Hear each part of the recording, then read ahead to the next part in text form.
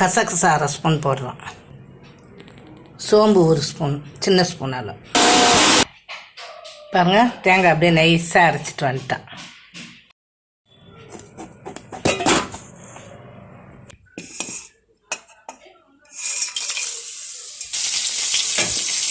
குடமிளகாயும் போடுறோம், வெங்காயத்து கூட.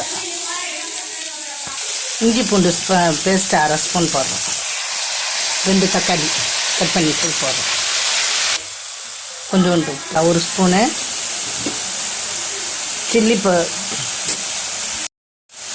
சிக்கன் மசாலா ஒரு ஸ்பூனு, குழம்புத்தூள் ஒரு ஸ்பூனு. நல்லா வதங்கிட்டு இப்போ இந்த மீன் மேக்கரை பிழிஞ்சு வச்சதை எடுத்து கொட்டுறோம். மஞ்சத்தூள் கொஞ்சம். இப்போ இந்த கிளாஸால் 2 கிளாஸ் தண்ணி விடுறோம். இப்போ அரைச்ச தேங்காய் சாந்தை ஊற்றுறோம். உப்பு திட்டம் பார்த்து போட்டுக்குங்க. ஒரு 2 கொதி கொதிச்சதும் இறக்கிடலாம். ரெடி ஆகிட்டு கருவேப்பிலை கொத்தமல்லி போட்டு இறக்கிட வேண்டியது தான்.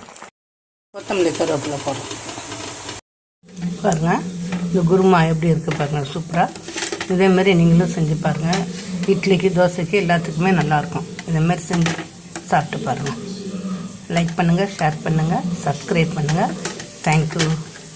பாருங்கள்.